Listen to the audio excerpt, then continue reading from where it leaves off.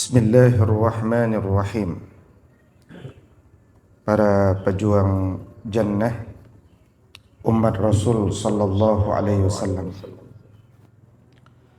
uhayyikum jami'an bitahiyyatil islamil khalidah wa tahiyyatul islami salam. Assalamu alaikum warahmatullahi wabarakatuh. Alhamdulillahi rabbil alamin wa bihi nasta'inu ala umurid dunya waddin. Ashhadu an la ilaha illallah wa ashhadu anna Muhammad Rasulullah. Allahumma fasalli wa sallim wa barik ala sayyidina Muhammad sayyidil mursalin wa ala alihi wa sahbihi ajma'in, amma ba'du. Alhamdulillah. Apa kabar ibu-ibu semuanya? Sehat? Karena ini pertengahan bulan ya. Dan memang setiap pertengahan bulan tentu ada masalahnya masing-masing. Tapi khusus pada bulan Muharram, dan sekarang berada di pertengahan bulan Muharram, maka ini adalah waktu yang paling bagus bagi kita untuk merencanakan ulang bagaimana kecerdasan kita itu mendorong kita sampai kepada aktivitas-aktivitas yang memang selayaknya orang-orang cerdas. Kalau kita fahami di dalam Al-Quran, orang-orang yang disebut orang-orang cerdas, maka dia digelari dengan apa? Gelar orang cerdas itu ulil albab. Orang cerdas itu juga digelari dengan ulil absar. Orang cerdas itu juga digelari dengan ulin nuha. Dan Nabi SAW menggelari orang cerdas itu dengan al-kayyis. Al-kayyis. Maka jadilah kita orang-orang cerdas yang Allah Subhanahu wa ta'ala dan Rasulnya inginkan. Dan orang-orang cerdas itu adalah orang yang singkatnya dia sadar bahwa dia berhutang kepada Allah. Quran surat 7:172. Selalu mulainya dari ini. Ya, orang yang faham agama itu dia berawal dari ini. Al-A'raf 172. Kita ngobrol dengan anak-anak kita pun selalulah awali dengan 7172. Karena secerdas apapun kalau orientasi kita bukan 7172, kita belum cerdas. Dan awal yang baik insya Allah akan menuju ujung yang baik. Ujung yang baik itu tentu adalah satu kemenangan dunia dan akhirat. Jadi berhutang, kita teringat dengan yaum apa? Alastu. Allah Subhanahu wa ta'ala berfirman di ayat tersebut, a'udzubillahi minasyaitonir rajim, wa id aqada rabbuka min bani adama min zuhurihim zurriyatahum wa ashhadahum ala anfusihim. Ingatlah dulu kalian diciptakan dari kondisi yang sama, dari sumber yang sama, untuk tujuan yang sama. Dan karena itu sebelum kalian menjalankan misi kalian, kalian semua diminta baiatnya. Kita semua diminta baiat. Dan Allah bertanya, alastu birabbikum, apakah aku ini Rabb kalian?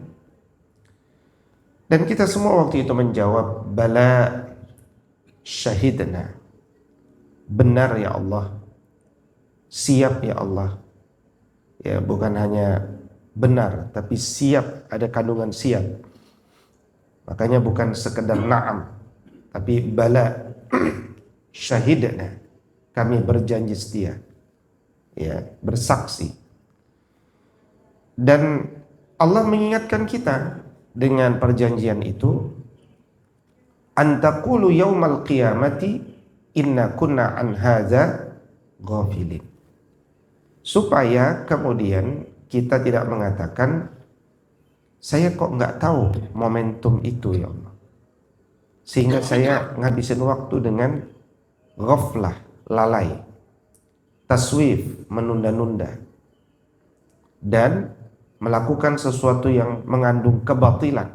Batil itu sia-sia, bukan yang haram. Kalau haram mah udah lebih berat lagi gitu ya, yang sia-sia.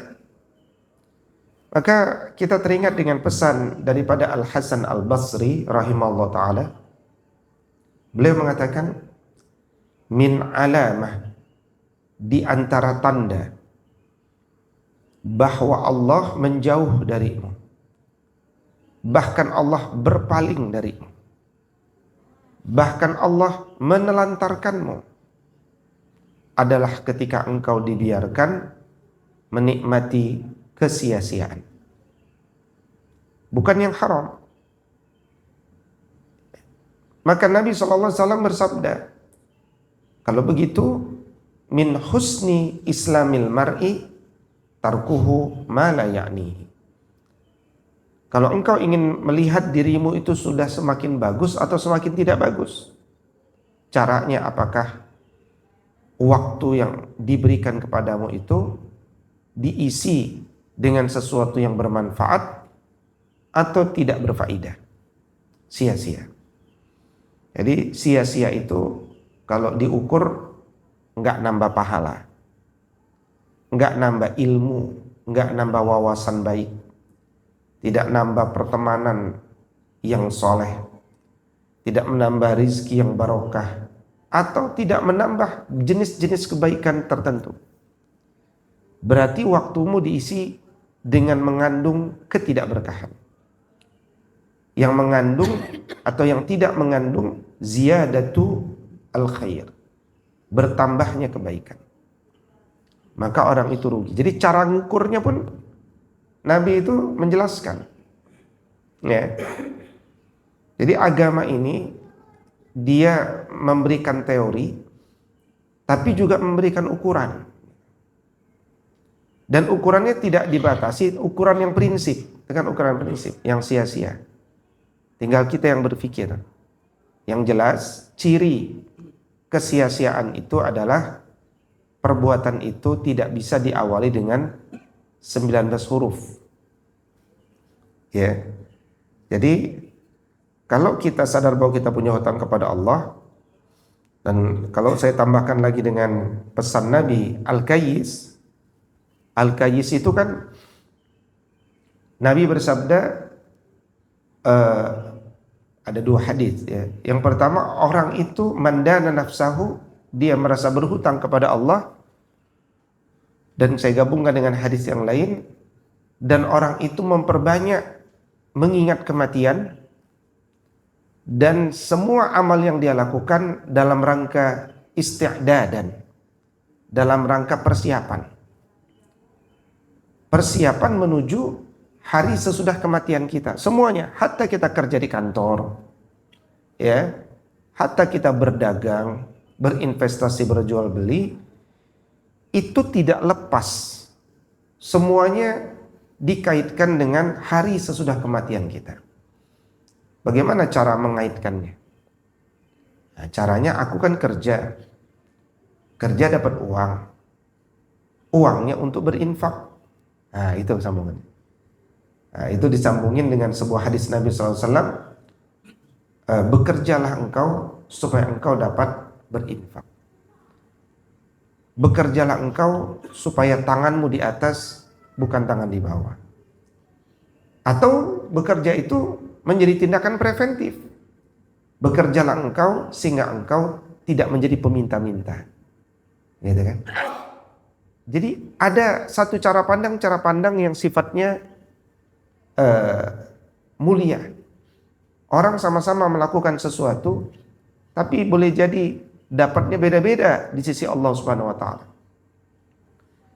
Nah, umur kita kan terus bertambah sampai tahun 1447 Hijriah ini. Maka penting bagi kita introspeksi secara menyeluruh. Kalau disebut introspeksi menyeluruh itu berarti introspeksi diri kita. Ya, kalau tadi kita telah pahami bahwa Quran surat 1 ayat 1 itu bunyinya apa? Bismillahirrahmanirrahim. Dan itu ada 19 huruf. Itu artinya amal itu pasti tidak sia-sia kalau engkau awali dengan basmalah. Kalau bapak-bapak pengen ngerokoknya tidak sia-sia, ya, itu selalu awali dengan bismillah. Bismillahirrahmanirrahim. Alhamdulillahirabbil alamin. Karena ini pesan Nabi begitu. Pesan Nabi itu barang siapa beramal tidak diawali dengan basmalah, amal itu putus dari keberkahan. Artinya amal itu tidak nambah kebaikan. Saya tidak ngarang kan, menyambung-nyambung saja. Jadi ketika kita memasukkan zat itu ke dalam paru-paru, ya kan, sampai ke paru-paru kan, paru-parunya kan jadi bersih ya, ya kan. Ketika kita menghirup asap itu kan jadi bersih dia. Apalagi kalau rokoknya herbal ya kan, makin bersih kan, gitu ya. Jadi ketika membersihkan itu berarti kan berpahala, betul ya? Ini bahasa apa sih? Ini maksudnya kita ajak berpikir aja. Ya. Agama itu kan berpikir logik. Ketika kita masukkan asap, jangan putus dari keberkahan. Bismillah. Setiap amalan yang awal dengan basmalah diakhiri dengan basmalah, diakhiri dengan hamdallah, pasti amal itu bisa diselingi dengan tasbih, tahmid, tahlil, takbir. Sesederhana itu agama. Misalkan kita mau main apa ya, main gaple, asal jangan pakai uang, kan boleh, ya kan, boleh kan, berpahala nggak? Ada alat ukurnya ada. Kayak kita main gaple, jangan lupa, teman-teman main gaple dulu kita 30 menit. Mari sama-sama kita mulai majelis ini dengan basmalah. Bismillahirrahmanirrahim. Tenang, main gaple itu tenang. Ya. Kalau kita sedang mau, wah angka saya menang nih. Allahu Akbar. Yang lihat astagfirullahalazim, angkanya luar biasa. Jadi penuh dengan zikir gitu ya. Nah, aktivitas seperti itulah yang harus kita pilih. Aktivitas di mana hari demi hari, waktu demi waktu itu isinya tasbih, tahmid, tahlil, takbir. Ya. Abdullah bin Abdul Malik, seorang soleh yang punya nama Ayah Abdul Malik. Dalam sebuah kitab hikmah, dia menceritakan ketika aku dulu berjalan bersama ayahku, aku masih kecil, aku ditandu. Ya, masih kecil karena perjalanan berat, aku ditandu. Dan kami berjalan dengan target ke target, karena perjalanan jauh dari pohon ke pohon. Kata ayah, kita ke pohon itu dulu. Kamu baca tasbih ya sampai pohon itu. Siapa ya? Subhanallah, subhanallah, sampai pohon itu. Begitu sampai pohon itu, oke, kita sampai ke pohon itu lagi, jauh. Subhanallah, disuruh baca subhanallah, subhanallah. Begitu kami sampai pada titik akhir, ayah mengatakan, bertakbirlah kalian, Allahu Akbar. Nah, pertanyaannya, kenapa dia diminta untuk bertasbih dan bertakbir? Ternyata agar setiap detik yang dilewati oleh anaknya itu tasbih, tahmid, tahlil, takbir. Sehingga setiap detik itu bermanfaat. Minimal dengan tasbihnya itu memperberat timbangannya. Makanya kan kita juga sering bertasbih kan, sering berzikir lah setiap hari. Misalkan kita zikir anjir, anjir, 33 kali anjir, ya kan? Anjir, anjir, zikir juga kan? Ya kan zikir juga. Tapi bukan itu nanti yang mengucapkan, yang memutuskan apakah ini zikrullah atau bagaimana. Nah, zikir yang baik itu kan zikrullah, zikir yang mengingat Allah.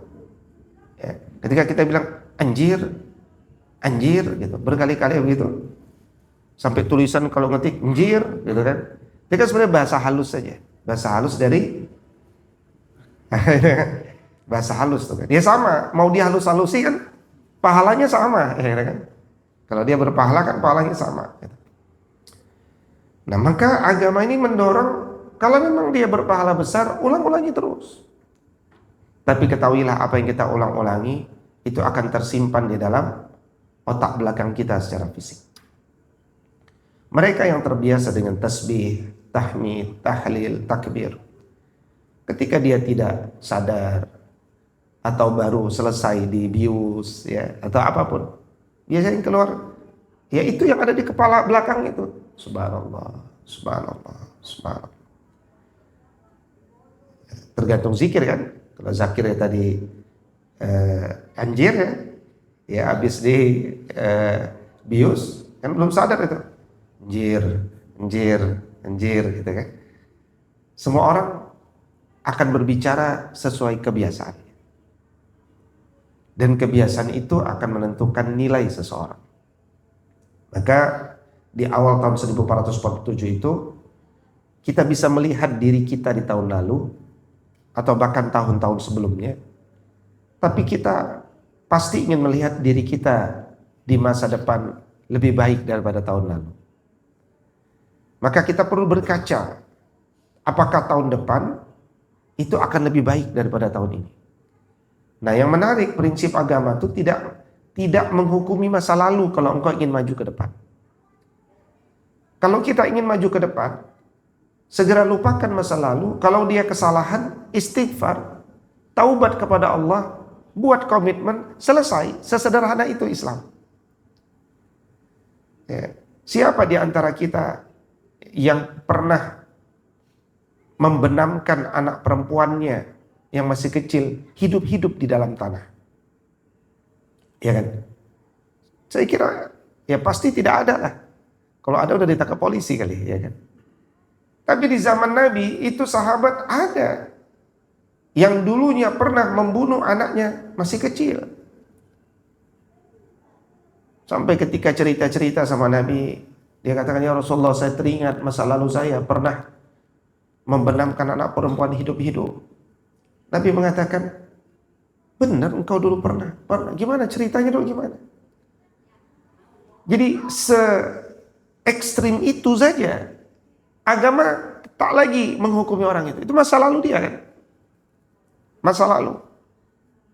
Tapi masa depan itu bagi orang-orang yang cerdas. Maka orang-orang cerdas dia menatap masa depan. Orang-orang cerdas dia menatap masa depan itu dengan penuh motivasi. Maka disebutkan orang yang dia tidak yakin dengan masa depan, dia putus asa dari rahmat Allah, orang itu sebenarnya kehilangan akal. Orang itu tidak cerdas. Karena orang cerdas itu adalah orang yang menatap masa depan, yang tidak pernah berputus asa dari rahmat Allah. La taqnatu min rahmatillah. Dia tidak pernah putus asa dari rahmat Allah. Dia tahu Allah 24 kali 7 jam menunggu siapapun yang ingin kembali kepadanya. Yang dulunya lebih mencintai dunia, apakah dia sekarang berenjak mencintaiku? Kayaknya di sini kita perlu, setelah evaluasi diri secara menyeluruh, ya, kita harus kenali diri kita, kekurangan kita, tapi juga kita perlu kenali potensi dan kelebihan kita. Kenapa saya sebut 19 huruf ini? Karena nanti di dalam surat Al-Ghasyiyah Allah Subhanahu wa taala menjelaskan ada 19 malaikat. Alaiha 19. Jadi pentingnya semua amalan itu selalu diawali dengan basmalah. Pentingnya, urgensinya itu adalah mudah-mudahan kita tidak ketemu dengan 19 malaikat zabaniyah. Alaiha 19. Jadi ada ketersambungan antara 19 huruf dan 19 huruf. Ini rahasia Allah. Ya. Maka jangan lakukan satu amal yang tidak bisa diawali dengan basmalah. Sesederhana itu. Hatta Nabi minum saja. Setiap minum Nabi baca bismillah. Bismillahirrahmanirrahim. Alhamdulillah. Bismillahirrahmanirrahim. Alhamdulillah. Ya. Kalau minum wine, bismillah. Alhamdulillah. Nanti hati kecil kita yang akan memutuskan bisa baca bismillah atau tidak. Ya, istafti qalbaka. Mintalah fatwa pada qalbumu. Meskipun seisi ulama mengatakan boleh, tapi hatimu mengatakan kok enggak nyaman. Istafti qalbaka. Minta fatwa sama qalbumu. Qalbu yang sering berzikir, tadabbur, tafakkur, dia akan dibantu Allah untuk melihat yang benar itu benar, yang batil itu batil. Tidak semua kolbu, makanya kolbu itu harus dilatih. Kan ada dulu artis yang dia katakan, wartawan semua terima kasih sudah berkumpul. Saya 2 pekan ini merenung berduaan bersama Allah. Ya, saya ingin bertanya kepada Allah, apakah saya ini bagusnya tetap pakai jilbab atau buka jilbab?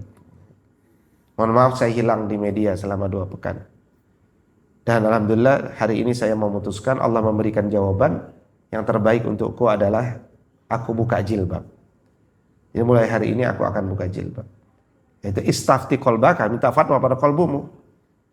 Tapi pertanyaannya, kalau dulu ketika saya masih SMP itu ya, saya ingin bertanya kepada perempuan itu, Tuhan yang mana yang dia tanya? Yang memerintahkan kepadanya, bukalah jilbabmu. Niscaya hatimu akan lapang, tenang. Itu Tuhan yang mana? Itu pas SMP itu kejadian saya. Saya nonton apa itu acaranya? Belum ada silet dulu belum. Ya. Ini Tuhan yang mana? Gitu kan? Kita berpikir, saya aja anak SMP berpikir, Tuhan yang mana yang dia tanya ini? Ya. Jadi istafti qalbaka juga, tapi kolbunya kenapa bisa mengarahkan kepada membuka jilbab? Nah, maka orang-orang cerdas itu dia selalu beramal dengan amal yang diawali dengan basmalah. Maka menuju akhiratnya Allah Subhanahu wa taala itu, ya kalau kita lihat di dalam Quran surat Al-Hasyr surat 59 ayat 18.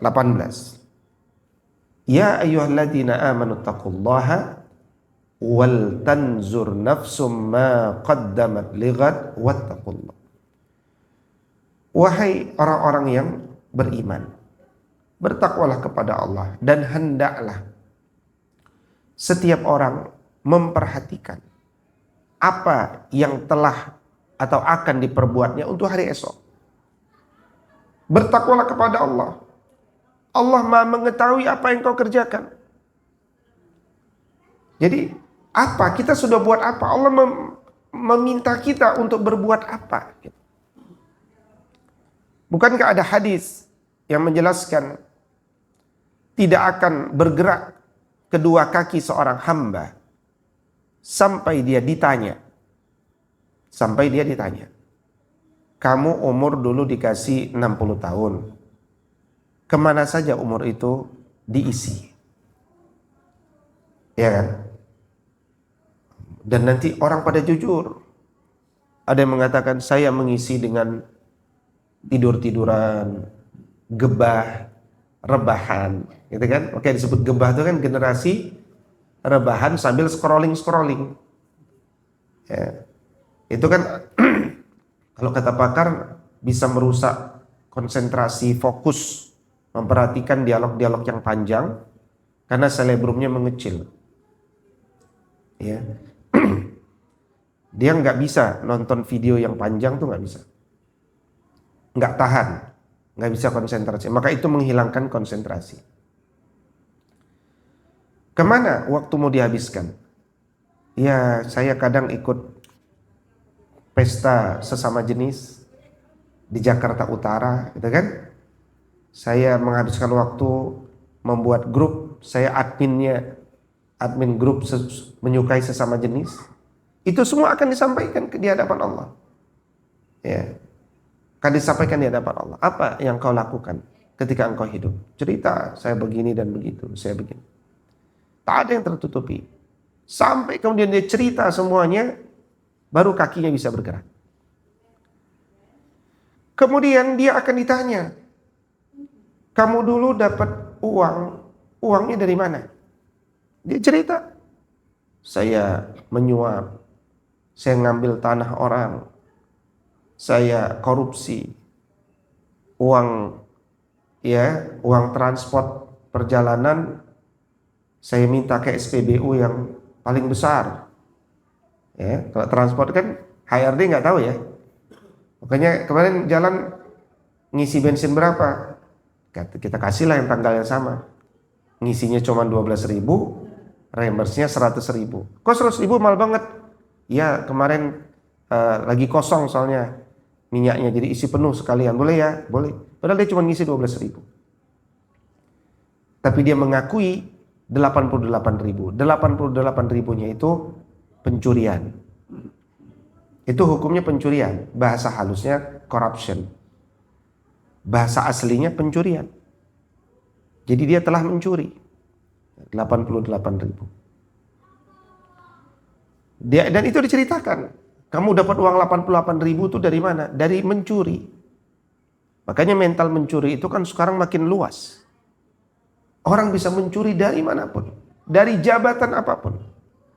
Ya. Dan uang pencurian itu nanti tidak akan berkah. Dia akan gunakan lagi untuk beli narkoba, meskipun dia polisi. Ya.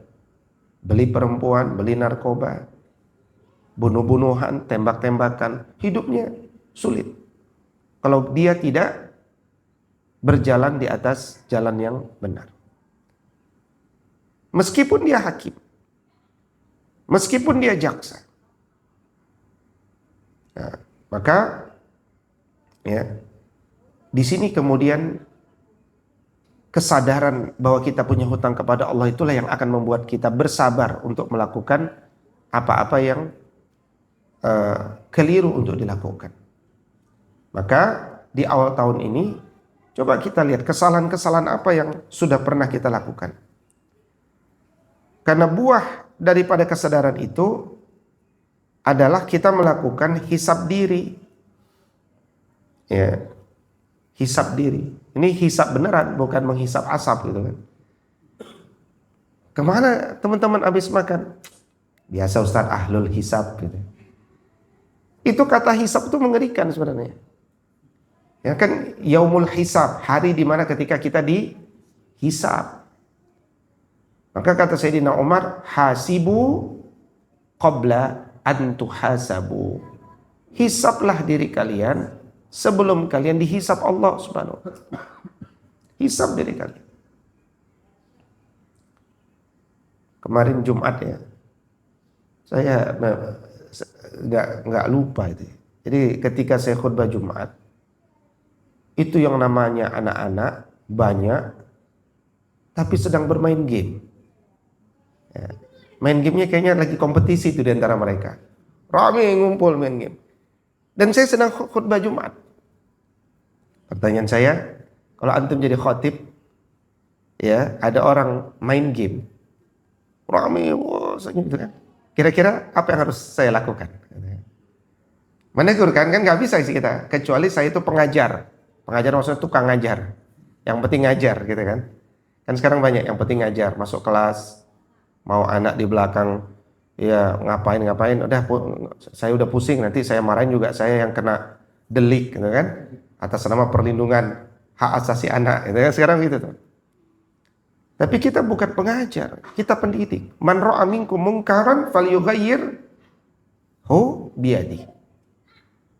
Coba anak-anak duduk semuanya, dengarkan khatib sedang berbicara, letakkan sudah. Nah, belum juga. Nah, masa saya bisa mengulang-ulang 1000 kali di situ kan? Oke, jalan gitu kan? Oke, udah agak rapi dikit. Terus pertengahan masih begitu, pecahlah konsentrasi kan? Coba anak-anak gitu kan. Sampai kemudian khutbah kedua mau berdoa, masih bermain anak-anak ini kan. Saya katakan, nak, letakkan handphone kalian, kita mau mendoakan Nabimu. Kita ingin mendoakan para sahabat Nabi. Coba kita angkat dulu. Mulai satu, saya tungguin gitu kan. Nah, yang menjadi pertanyaan dalam konteks hari ini adalah siapa yang memberikan dia handphone? Kalau anak itu berakal, kalau zaman dulu, kalau orang tua sudah bicara, itu kan dia langsung bergerak. Ini sampai khotib berbicara, kemudian orang biasa-biasa saja. Pertanyaannya, akalnya kan sudah persoalan. Akal anak itu sudah persoalan. Fokusnya persoalan. Nah, anak seperti ini bukan dimarahin, bukan. Dikasihani. Kenapa terjadi perubahan seperti itu dalam dirinya? Kerinduannya pada games mengalahkan kerinduan pada apapun. Pertanyaannya, siapa yang memberikan dia handphone? Hisab itu kepada yang memberikan handphone. Hisab itu kepada orang yang berakal, bukan kepada orang yang belum berakal. Ini pertanyaan. Makanya Allah berfirman, jangan berikan hartamu kepada orang yang belum berakal. Bahasa belum berakal itu apa? As-sufaha. Wala tu'tus sufaha'a amwalakum. Jangan kau berikan hartamu, handphone itu kan harta kita kan, belinya pakai uang kita kan, kepada orang yang belum berakal. Kasihan dia, nanti akalnya makin jauh. Makanya ada anak S2 25 tahun tapi belum akil, padahal pasti sudah balik. Itu penelitian psikolog mengatakan begitu. Nah, di awal tahun ini kita katakan hasibu qabla an tuhasab. Hisab diri kita sebelum kita dihisab Allah. Ada satu video kemarin, video benar di Cina ya. Jadi ada anak sampai sudah berbulan-bulan atau mungkin sudah lebih dari setahun, dia tiduran saja di tempat tidur di dalam rumahnya. Sampai batang kakinya itu nggak kuat berdiri dan mengecil. Badannya kurus karena tidak terkena sinar matahari. Akhirnya seperti biasa, telepon barak militer. Cina kan ada program itu. Diangkat anak ini, betul-betul nggak bisa ngomong. Maksudnya jarang berkomunikasi. Anak itu pendiam, ketakutan, rambutnya panjang, dicukur rambutnya, dimandiin, dibersihkan. Ya, kalau di video itu militernya lembut ya kan, dirapiin semua itu kan. Suruh lari, nggak bisa lari, jatuh lagi, karena nggak kuat badannya. Sebulan nggak banyak perubahan. Sampai itu 3 bulan dilihat terus prosesnya. 3 bulan itu mulai dia bisa tersenyum. Mulai dia bisa bicara dikit. Dan ketika masuk angkatan baru yang juga seperti dia sudah bisa memberikan motivasi kepada anak yang baru masuk. Meskipun badan dia masih kurus. Tapi pelan-pelan dia sudah bisa tersenyum, sudah bisa bersosialisasi, sudah bisa apa. Ternyata kalau racunnya diambil, kemudian diberikan aktivitas positif, anak itu bisa akhirnya berubah. Hasibu qabla an tuhsabu. Hisab diri kita sebelum kita dihisab oleh orang lain. Para pemilik TK kalau ada ya kan. Para pemilik TK sering menjadikan TK-nya dengan kurikulum mengajarkan calistung. Membaca, menulis, berhitung. Boleh nggak ngajarin anak PAUD itu calistung? Ya kan? Negara itu melarang. Dan kajian psikolog muslim juga melarang. Karena usia 0 sampai 6 tahun bukan akademiknya. Tapi sensoriknya, motoriknya, kinestetiknya, kemandiriannya, istinjaknya, fokusnya, konsentrasinya. Tapi kemudian sebagian TK mengubah jadi calistung. Saya tanya, kenapa Bu? Orang tua yang minta Ustaz. Nah, loh, ini pinteran ibu apa pinteran orang tua? Kan yang punya sekolah ibu, yang mendirikan sekolah ibu. Ibu yang harus punya ilmu. Orang yang tidak tahu di-educate. Tapi nanti kami nggak punya orang tua.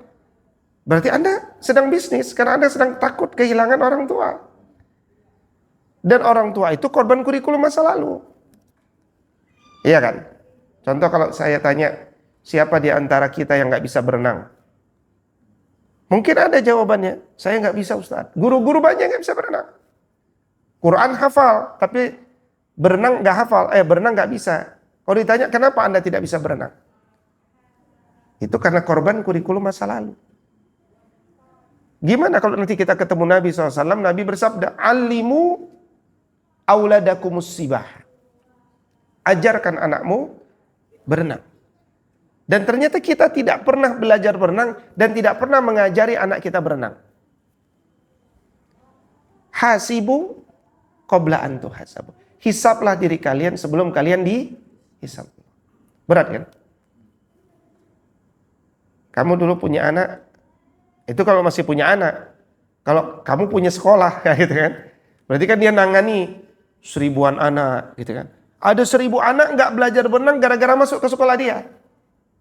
Nah, sampai level itulah kita harus berpikir. Iya. Nah maka hisab diri kita sebelum kita dihisab Allah Subhanahu Wa Taala ini menjadi cara pandang yang penting. Ya. Dan sesuatu yang penting untuk kita hisab hari ini adalah tentu bagaimana hubungan kita dengan Allah. Hubungan dengan Allah. Atau sering disebut dengan hablun minallah. Kemudian hubungan kita dengan diri kita sendiri. Hablun minni. Kadang-kadang kita bahkan tidak mengenal diri kita. Siapa kita? Fisik kita. Kenapa? Kan antum sering lihat ya. Ada ya kadang-kadang saya juga begitu. Kuku panjang. Ya kan? Ketiak bulunya lebat. Kalau ditanya kenapa? Nggak sempet. Ya kan? Nggak sempet. Itu artinya bahkan kita tidak mengenal diri kita. Kita bahkan tidak sempat mengurus diri kita. Kita tidak punya keterkaitan dengan diri kita. Ya kan? Kalau ibu-ibu mah selalu mengenal diri. Karena setiap kondangan di cermin aja udah 1 jam itu. Dia kan terus pandangi kiri kanan. Itu di kaca rumah, belum di kaca depan mobil. Baik mobil kita maupun mobil orang, ya kan? Selalu lihat, itu mereka selalu berkaca diri. Tapi laki-laki kan gak pernah berkaca diri. Gak pernah memperhatikan kukunya dan seterusnya. Oh itu ternyata pesan rahasia di balik pesan Nabi setiap hari Jumat. Ya kan? Rapikan kumismu, rapikan janggutmu, potong kukumu, cukur bulu kemaluanmu, cukur atau kalau di masa dulu bukan cukur, cabut ketiakmu, betul kan? Nah, oh ternyata kita disuruh memperhatikan diri. Kita perlu me time, waktu untukku. Me time. Coba kalau antum jam 5 subuh hari Senin sampai hari Jumat keluar di depan komplek. Gelap kan? Tapi di situ ada nggak para orang-orang yang sedang berkejar-kejaran?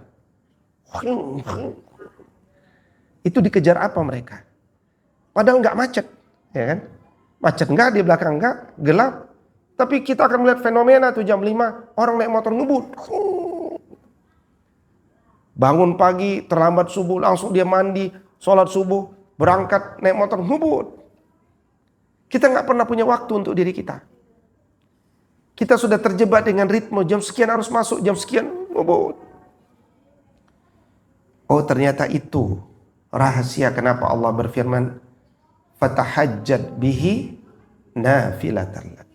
Asa ayyab'atsaka rabbuka maqamam mahmud. Me time-nya kita itu tahajud ternyata. Salah satunya.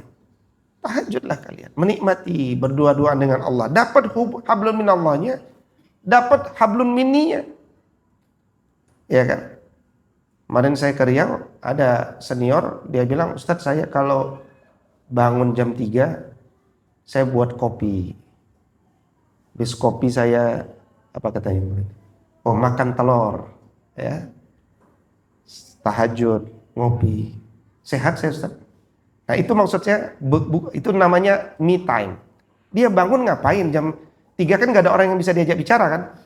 Maka dia mengajak bicara dirinya sendiri. Kita butuh. Di barat juga itu punya kebiasaan begitu. Kan istilah me time itu kan istilah dari barat. Barat tuh merasa saya butuh secara logika dia.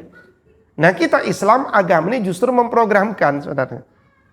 Tapi sayangnya program itu kita tidak lakukan. Kenapa? Karena kita nggak tahu rahasia di balik kenapa sih kita tahajud itu. Jadi di kepala kita itu berat, tahajud itu berat. Padahal itu cara kita membangun hubungan kita dengan Allah dan hubungan dengan diri kita sendiri. Baru kemudian kita bicara hubungan dengan manusia. Apa yang disebut dengan hablun minan nas. Makanya ya Quran surat An-Nisa ayat 36 Allah Subhanahu wa taala berfirman wa'budullah wa la tusyriku bihi syai'a wa bil walidaini ihsana wa bidzil qurba wal yatama wal masakin wal jari dzil qurba wal jaril junub was sahibi bil jambi wa banis sabil wa ma malakat aymanukum innallaha la yuhibbu man kana mukhtalan fakhura. Jadi itu perintah semua. Jaga hubungan dengan Allah, jaga hubungan dengan diri kita, jaga hubungan dengan manusia. Karena hidup kita berada bersama manusia. Dan khairun nas anfa'uhum linnas. Sebaik-baik kalian adalah yang membangun hubungan dengan orang lain sampai orang itu merasakan manfaatnya. Itu disebut anfa'uhum linnas. Kalau belum, ada belum baik. Nah pertanyaannya, apakah di tahun ini kita sudah mulai membangun hubungan-hubungan baik kepada orang lain? Ya, kemarin ada teman saya kan, naik mobil dia dari Medan sama istrinya, kedua-duanya teman saya SMA. Jalan ke sana, ke sini, terus nelpon, aku mampir bentar. Meskipun hanya sebentar, datang dia. Ke sekolah dia datang meskipun foto-foto sebentar, jalan lagi. Oke, saya kasih motivasi kepada teman saya. Tahu nggak kamu datang meskipun kita cuma bertemu sebentar. Nabi dulu bersabda, iya kan, orang datang berjalan jauh ingin ketemu saudaranya di jalan Allah, tak ada tujuan apa-apa.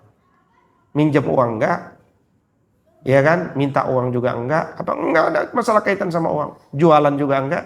Memang betul-betul karena ingin ketemu. Antum akan dibangunkan rumah di surganya. Nah tradisi itu yang harus kita lakukan. Adakah kita pernah datangi tetangga-tetangga kita hanya untuk melihat kondisinya? Ya, bukan karena Ustadz ada waktu nggak? Saya mau ada produk MLM bagus gitu. Ya nggak apa-apa juga. Mungkin itu jalan kita bisa bersilaturahim. Tapi Nabi ingin mengajarkan kepada kita, pernah nggak engkau menyambung hubungan silaturahim? Tapi memang betul-betul karena engkau ingin rindu, karena engkau rindu. Saya ingin ketemu, ngelihat kabar seterusnya. Hanya karena rindu. Nah, kalau kita motifnya duniawi, boleh. Tapi kita akan dapatkan motif kita itu. Ya boleh, halal juga. Tapi pesan Nabi itu bukan rumah di surga. Rumah di surga itu bagi orang yang rindu ketemu saudaranya itu dan ingin ya melihat kabarnya seperti apa. Nah maka di tahun 1447 ini, kenapa disebut kalender Hijriyah? Supaya kita selalu punya spirit hijrah. Maka kuatkan niat kita. Niat ini bisa berubah, Bu.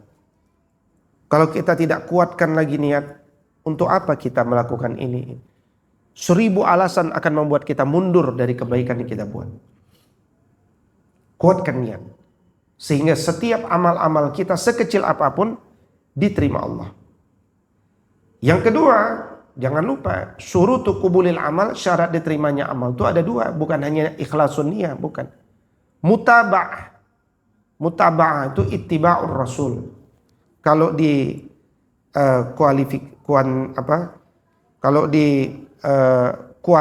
kualifikasi, targetnya itu harus targetnya spesifik dan terukur. Manusia itu kalau nggak terukur, dia tiduran lagi. Itu persoalan manusia, kalau nggak terukur, ya dia tiduran lagi. Contoh sering saya sampaikan, engkau beriman nggak? Beriman. Ya udah, dia udah mengaku beriman. Memang dia beriman kepada Allah. Dia tidur kan? Tapi kalau dia punya isi kepalanya ada 88 seruan kepada orang beriman, berarti ada 88 perintah. Kan nggak bisa tidur, bukan nggak mau tidur dia. Mau tidur tapi ada 88 perintah yang belum dilakukan. Ada 77 perintah di dalam hadis yang belum dilakukan. Yang itu harusnya dia lakukan sebagai orang beriman. Kan jadi nggak jadi tidur. Ya kan? Samalah kayak laki-laki ketika dia mau menikah, ketika tidak didetailkan, dia akan katakan menikah lagi itu sunnah, poligami itu sunnah, ya kan? Sehingga akan malas untuk dibahas lebih detail, yang udah poligami sunnah. Tapi kalau didetailkan secara kualitas, itu orang bisa nggak jadi nikah lagi sebenarnya. Bisa jadi, kenapa? Karena sunnahnya Nabi ternyata menikah keduanya setelah istri pertama wafat. Kan itu sunnah perbuatan Nabi kan? Ya kan, sunnah itu semua perkataan, perbuatan, dan ketetapan Nabi. Nah sekarang kita bongkar perbuatan Nabi. Nabi baru menikah kedua setelah istri pertama wafat. Nah, ini sunnah perbuatan. Maka menikahlah lagi engkau setelah istri pertama wafat, gitu kan? Kemudian ternyata yang dinikahi, siapa istri kedua namanya? Namanya Saudah binti Zam'an. Seorang yang punya banyak anak dan usianya sudah senior. Dinikahi Nabi untuk menjaganya. Ini perbuatan Nabi, ini sunnah. Makin gak enak kan?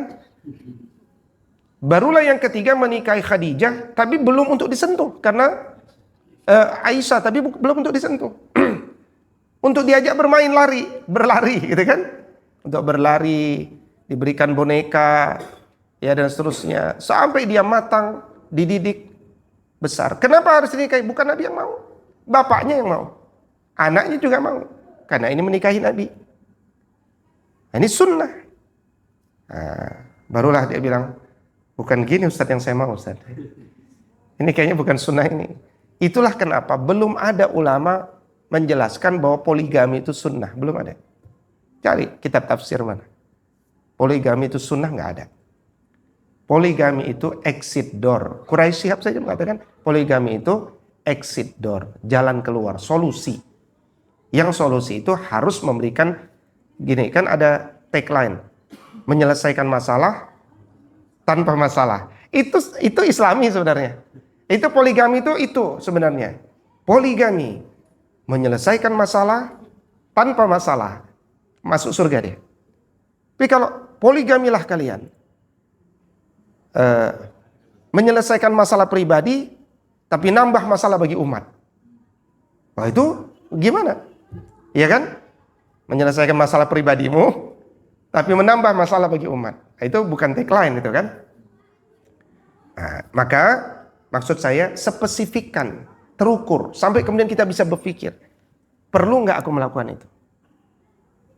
Ya, ini tentu bukan mendegradasi kepada antum yang sudah melakukan, nggak mohon izin ya. Antum sudah lakukan, silakan. Tapi maksud saya, apapun yang antum lakukan harus nambah ketenangan, harus nambah kebahagiaan, harus nambah keakuran, harus nambah ketakwaan. Itu aja alat ukurnya. Mau poligami tak poligami silakan, tapi harus menambah, sunnahnya itu menambah. Nikah satu saja, nikah satu saja, Nabi bersabda, "Falyattaqillaha fima baqiya." Engkau sudah dapat 50%, tinggal cari sisanya. Itu baru nikah satu. Logikanya nikah dua, dapat 100%. Iya kan? Nah, itu bagus. Tapi kalau dengan nikah lagi, malah tak dapat yang 50% awal, malah berkurang. Bukan itu tujuan agama, gitu lah maksudnya. Tujuan agama itu ketenangan, ketakwaan. Mana si fulan kok nggak pernah lagi datang kajian subuh? Dia sedang mendamaikan yang sana, Ustaz. Dia sedang mengademkan yang sana, Ustaz. Jadi dakwanya sibuk mengademkan aja. Makanya minumannya adem sari kan? Nah, yang ketiga adalah konsisten. Kalau kita sudah punya target, konsisten, pelan. Konsisten satu persatu. Fokus, konsisten. Baru kemudian doa dan tawakal.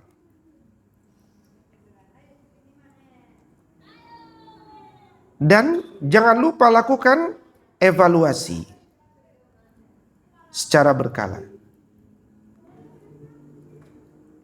Ya, lakukan evaluasi. Untuk masuk surga, logika orang sehat harus lebih profesional daripada mengejar sales tahunan.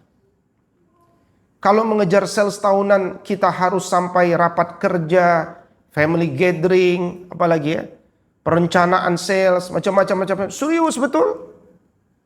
Dan itu bagus. Maka untuk masuk surga, kita juga perlu family gathering. Yang isinya bukan hura-hura, isinya family gathering. Rapat kerja, perencanaan, perlu dilakukan.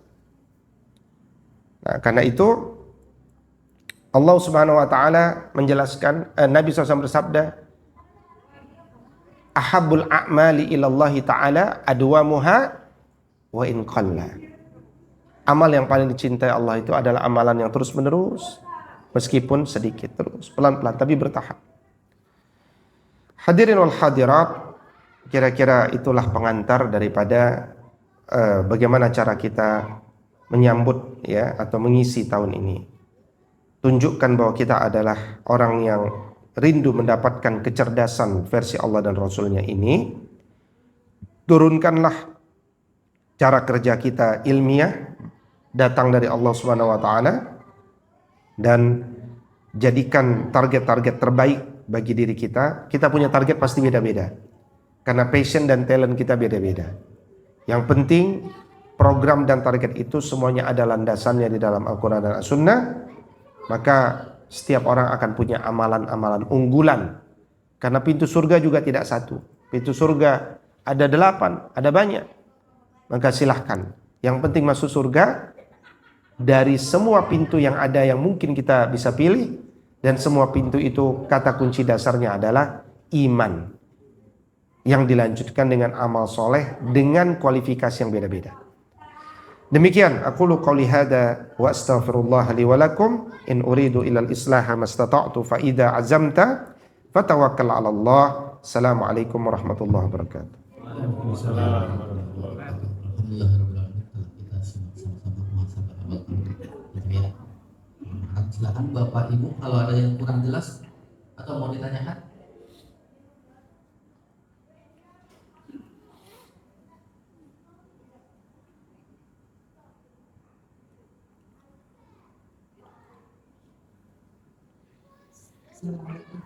Waalaikumsalam warahmatullahi wabarakatuh.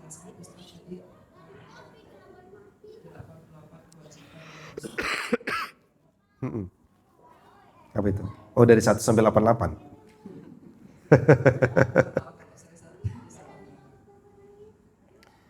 Iya. Bismillahirrahmanirrahim. Jadi caranya adalah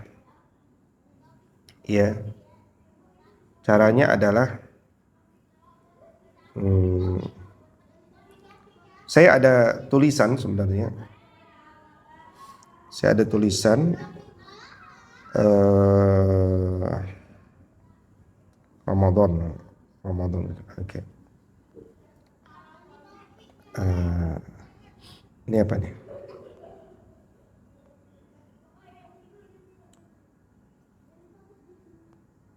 Oke. Ini ada tulisan. Pertama ini checklist ya. Checklist program menjadi sebaik-baik manusia. Kan ada ya kalimat khairun nas, sebaik-baik manusia gitu ya. Nah, saya itu senang membuat kajian-kajian agama itu jadi punya checklist. Karena kalau nggak ada checklistnya, habis ngaji kita tidur lagi gitu. Tapi kalau kita punya checklist, checklistnya ilmiah gitu. Oh, saya harus lakukan ini. Bayangin satu checklist aja kita udah luar biasa tuh, khairun nas. Apalagi kalau 10 checklistnya kita lakukan semua, gitu kan? Nah, nanti silakan dibaca. Artinya saya cuma pengen metode. Nanti ada di website saya, adamsanamulai.org. Nah, pertanyaan itu tadi adalah, nah ini, kuliah Ramadan. Sempurnakan imanmu, ya, sempurnakan iman. Ini kan bahasa yang indah ya, sempurnakanlah imanmu. Nah, iman itu sempurna gimana? Dengan mengerjakan satu persatu seruan Allah kan? Itu ilmiah, logik itu begitu.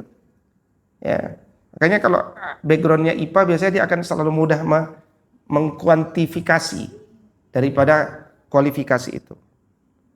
Ya. Nah, ini Bu jawabannya. Ya kan? Saya runutkan lagi dari ayatnya. Ya, dari urutannya. Bahwa orang beriman itu begini. Ya, dia berkata penuh adab, biasa sabar dan sholat, memakan makanan yang thayyib, menegakkan kisos, berpuasa. Ini checklist saja. Dari 8, di sini ada 88. Ya. 89. Dari 89 seruan Allah kepada orang beriman ini, kita udah melakukan berapa? Kalau kerjakan sholat Jumat, perempuan anggap saja sudah zuhur gitu kan.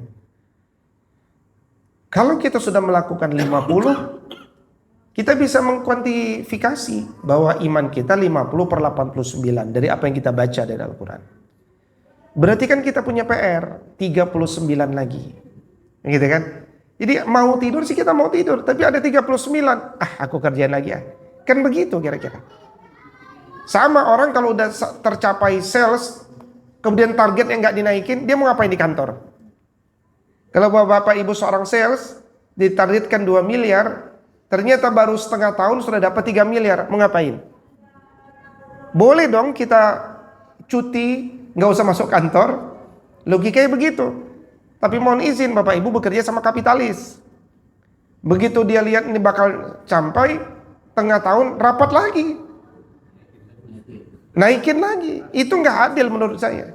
Kalau sudah ketok palu selesai, biarkan orang itu istirahat. Di Eropa tuh orang kerjanya sedikit. Ada yang kerjanya 4 bulan, istirahatnya 8 bulan, ada kan? Karena cuaca kan. Akhirnya dia keluar dari negeri dia selama 8 bulan. Kembalilah dia. Kenapa? Mau balik dia, nggak enak di negeri dia. Dingin. Nggak bisa ngapa-ngapain. Perusahaan aja libur semua. Bagaimana bisa hidup 4 bulan? Kita kerja 365 hari, nggak bisa jalan-jalan ke luar negeri. Eropa kerja 4 bulan, udah bisa tinggal di negeri orang 8 bulan. Hidupnya jalan-jalan aja kemana-mana. Indah hidup begitu. Itu hidup yang islami sebenarnya. Siru fil ardi fanzuru kaifa kana aqibatul mukadzibin. Berkeliling dunia lah kalian. Nikmati, ambil pelajaran dari kisah orang-orang terdahulu. Gitu Bu, kira-kira jawabannya. Nanti dicek langsung ya. Karena apa 88-nya? Ini dia. Sudah saya buatkan checklist. Nanti tolong Ibu checklist, laporkan kepada saya. Sudah berapa persen? Ini baru 99, baru 89. Belum 77 cabang iman dari versi hadis. Karena Nabi bersabda al-iman situn aisabauna syu'bah. Iman itu ada 60 sampai 70-an syu'bah. Syu'bah itu disyarahkan oleh Imam Ibn Hajar Al-Asqalani dalam Fathul Bari sebagai angka 3 sampai 9. Dibuat oleh Al-Baihaqi dalam penelitiannya ada 77 dibantu. Jadi kita beragama tuh nggak usah nyari lagi sendiri. Ulama tuh sudah kan, ulama juga udah pernah bertanya seperti kita masalahnya. Dia udah bertanya dulu. Pertanyaan dia jadi buku. pertanyaan kita nggak jadi apa-apa gitu kan. Pertanyaan ulama jadi buku, bukunya dibaca oleh kita. Nggak apa-apa, amati, tiru, jadikan motivasi, bukan modifikasi ya kan. Agama nggak bisa dimodifikasi. Amati, tiru, jadikan motivasi. Demikian, Allah a'lam. Insyaallah. Assalamualaikum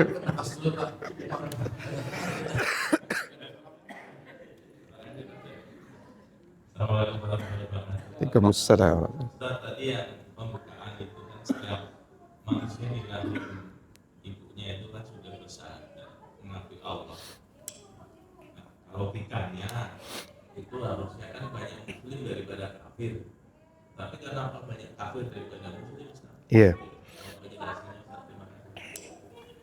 Bismillahirrahmanirrahim. Pertama, syahadatnya bukan di rahim ibu, tapi syahadatnya di Yaumu Alastu, hari Alastu. Maka fitrah manusia, the natural state of being, manusia itu bertauhid.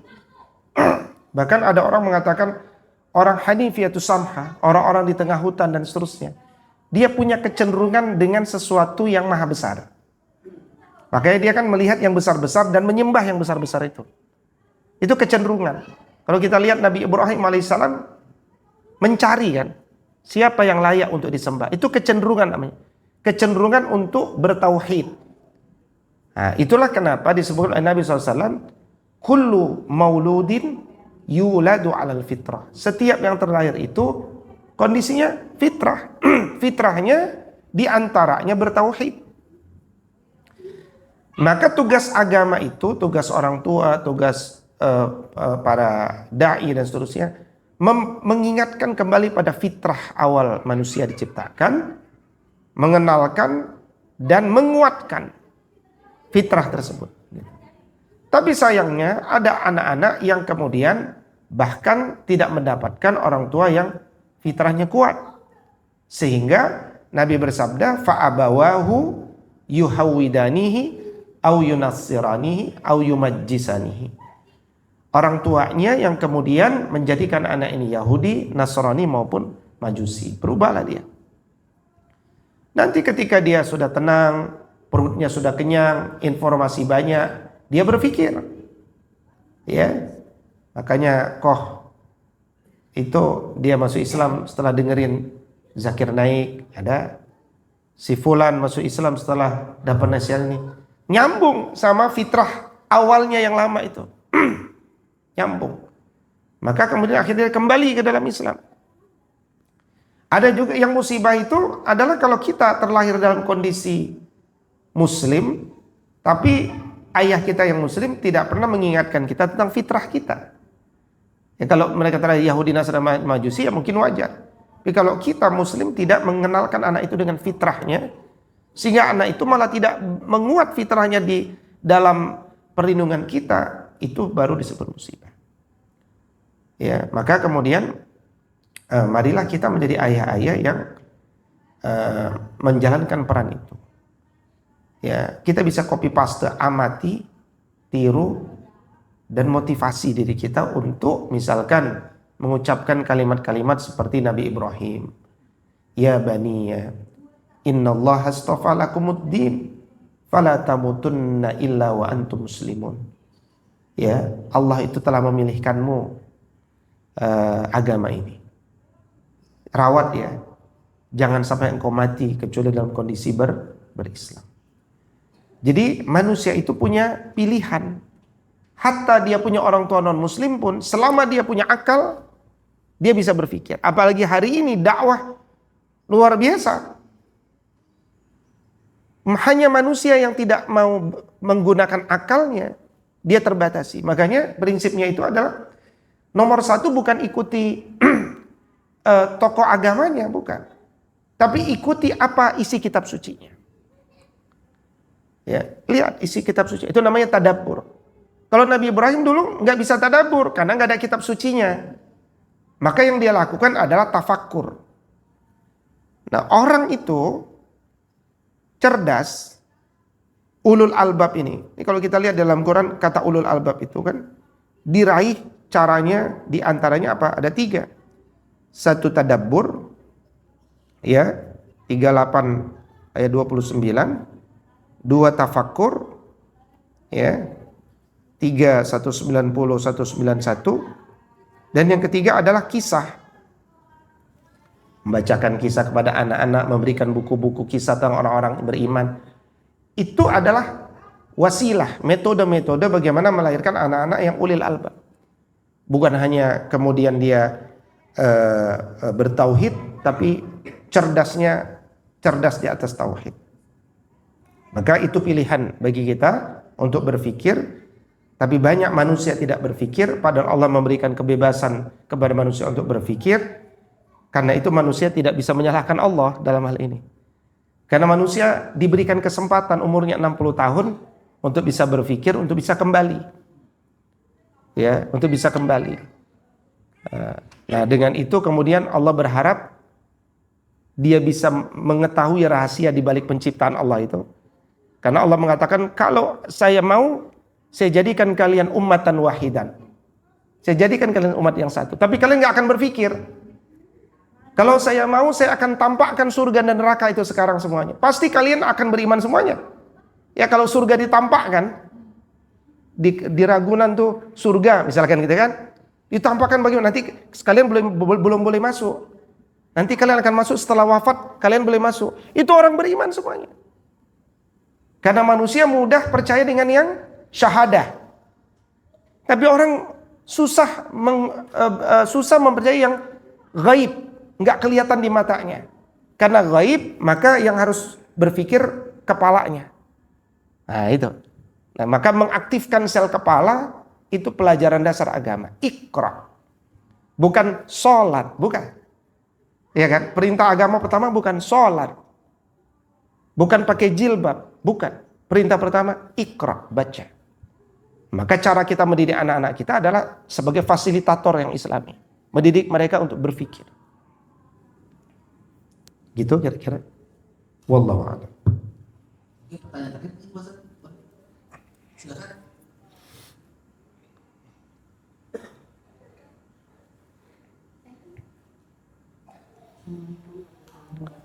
Waalaikumsalam warahmatullahi. Ustaz, yang tentang silaturahim itu saudara tetangga ya. Iya. Para sahabat itu pernah menyangka saking Rasulullah wasiat tentang tetangga itu dan itu mendapatkan wariskan ya Ustaz ya. Waris. Kalau tetangga. Iya, sahabat itu kan pernah bilang gitu kan ya. Bukan sahabat, malaikat Jibril alaihissalam. Iya, benar. Nah itu kalau untuk silaturahim itu sendiri ya Ustaz ya. Nabi menjelaskan bahwa malaikat Jibril pernah berkata kepadanya, la yazalu Jibril ya yusini bil jar hatta zonantu annahu sayuwarrisuhu. Terus menerus Jibril mengingatiku dan menasihatiku tentang berbuat baik kepada tetangga, seakan-akan aku mewarisi harta tetangga. Oke, pertanyaannya? Nah itu kalau silaturahim dengan tetangga itu di zaman sekarang ya Ustaz, bisa nggak sih diwakili dengan WA gitu Ustaz? Nggak datang ke rumah. Iya. Itu bisa silaturahim dengan kerabat atau Iya. saudara jauh. Itu sama nggak sih? Iya. Itu ada kaidah fikihnya. Kalau engkau tidak bisa melakukan semuanya, maka jangan tinggalkan sebagiannya. Wala yatruku kullu. Jadi kalau kita nggak bisa secara fisik, maka minimal pakai WA. Iya kan? Tetapi kita bisa menjawab. Ruh kita lebih tenang kalau ada fisiknya. Iya kan? Kita punya istri lebih tenang kalau kita bisa peluk daripada kita lihat videonya. Itu aja dulu. Saya kalau bawa jamaah umroh, mutawifnya kan pulangnya 2 tahun sekali itu mutawif yang di sana. Ya kan? Orang Lombok, Madura. Saya tidur, dia video call. Mana anak gitu kan? Ya, jadi bisa dilihat tak bisa disentuh. Gak bisa dipeluk, gak bisa dicium. Pasti jiwa manusia tidak sempurna kebahagiaan. Belajar juga begitu. Bisa kok lewat ini, ya kan? Tapi zauknya itu beda. Rasanya beda. Nah, perasaannya aja beda. Kira-kira keberkahannya beda nggak? Barokahnya itu yang dapat. Nah, itulah kenapa offline itu tetap lebih utama. Offline. Saya punya orang tua di Medan. Bisa kok, saya nggak usah pulang. Video call aja tiap hari. Saya lakukan kan, apa kabar, sehat, semua. Tapi kan bahagianya kurang. Dengan demikian pasti barokahnya kurang. Karena barokah itu meningkat seiring kebahagiaan kita. Nah, maka boleh dengan WA, ahsan, tapi tetap ambil yang sempurna. Sempurna. Makanya kalau kita punya tetangga sedang kesedihan, sedang duka, ya, boleh untuk mempercepat respons, kirimkan stiker. Inna lillahi wa inna ilaihi raji'un. Stiker. Tapi hadis itu nggak cukup dengan stiker. Kita harus datang memberikan takziah. Takziah itu memberikan izzah, memberikan motivasi, menaikkan yang dia tadinya jatuh. Nah, itu takziah namanya. Nah, datang, menguatkan, memotivasi, bahkan sampai kemudian turut menyolatkan qiraatain. Dia dapat 2 qiraat. Kan begitu kan? Tapi kalau cuma string innalillahi wa inna ilaihi raji'un kan? Ya, berpahala pasti. Pasti berpahala. Tapi beda, barokahnya itu beda. Rasa dia berterima kasih kepada kita pun secara manusiawi pasti beda kan? Pasti beda. Nah, maka ambillah, artinya kaidahnya jangan cukup dengan yang sedikit, tomaklah. Tomak itu tamaklah dengan kebaikan sebanyak mungkin. Demikian, wallahu a'lam. Jelas. Sama-sama kita menjadi checklist.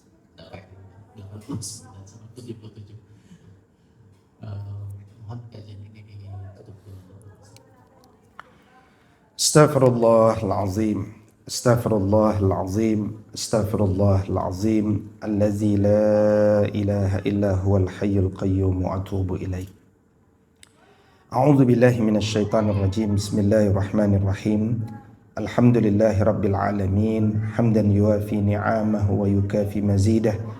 Ya Rabbana lakal hamdu wa lakal syukru kama yanbaghi li jalali wajhikal karimi wa azimi sultanik. Allahumma salli ala sayyidina Muhammad. Allahumma anta rabbuna farzuqna al-istiqamah.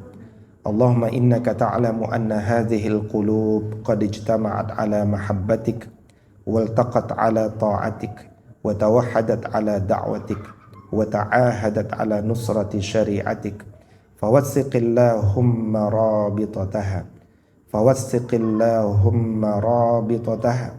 Fawassiqillahumma rabitataha wa adimuddaha wahdiha subulaha wamla'ha binurika alladhi la yakhbu washrah suduraha bifaydil imani bik wa jamil tawakkuli alaik wa ahyiha bima'rifatik wa amitha ala syahadati fi sabilik innaka ni'mal maula wa ni'man nasir. Rabbana hablana min azwajina wa dhurriyyatina qurrata a'yun waj'alna lil muttaqina imama. Allahumma inna na'udzu bika min munkaratil akhlaqi wal a'mali wal ahwa. Rabbana atina fid dunya hasanah wa fil akhirati hasanah wa qina adzaban nar. Wa sallallahumma ala nabiyyina Muhammadin wa ala alihi wa sahbihi wa sallim. Wa akhiru da'wana anil hamdulillahi rabbil alamin.